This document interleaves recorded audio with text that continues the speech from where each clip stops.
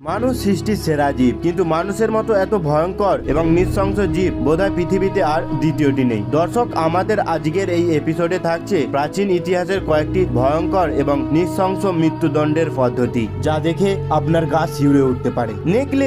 নেকলেচিং এমন একটি ভয়ঙ্কর মৃত্যুদণ্ডের পদ্ধতি যেখানে একটি পেট্রোল ভর্তি রাবারের টাওয়ার জোর করে অপরাধীর শরীরে ঢোকানো হয় এবং তারপর গাঢ়টিতে আগুন লাগিয়ে দেওয়া হয়। এই প্রক্রিয়ায় অপরাধী আগুনে পোড়া তীব্র জ্বালা যন্ত্রণা ভোগ করত এবং তার মরে যেতে প্রায় 20 মিনিট সময় লাগতো। দক্ষিণ আফ্রিকা, নাইজেরিয়া এবং ভারতে 1970 ও 80-র দশকে সন্দেহভাজন চোর এবং ধর্ষকদের রাগান্বিত জনসাধারণ এই রকম শাস্তি দিত।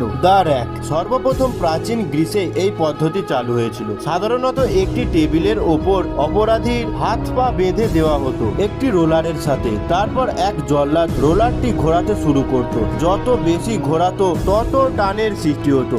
এক পর্যায়ে অপরাধীর হাড় ভাঙতে শুরু করত এবং টানের কারণে তার মাংস ও চামড়া ছিঁড়তে থাকতো। এমন হাড় ভাঙা কষ্ট কোনো অপরাধী সহ্য করতে পারত না। এভাবে কষ্ট পেতে পেতে হাত ও পায়ের লিগামেন্ট ছিঁড়ে অপরাধীর নিঃশ্বাস বন্ধ হয়ে যেত এবং সে মারা যেত।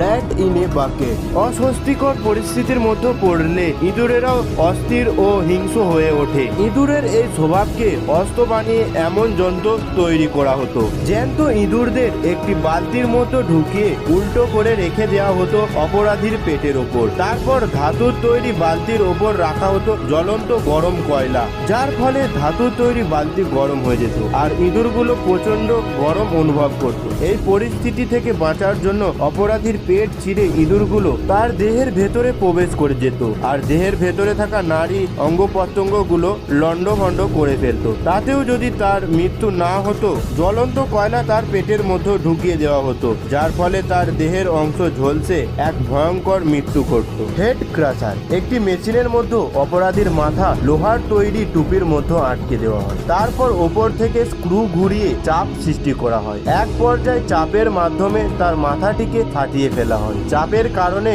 আস্তে আস্তে দোষীর চোয়াল ভেঙে যেত, চোখ বেরিয়ে পড়ে যেত। তখন সেই অবস্থায় অপরাধীর কাছে মৃত্যুই হলো শান্তি। বন্ধুরা, এই ছিল আজকের ভিডিও। ভালো লাগলে কমেন্ট করে জানাবেন।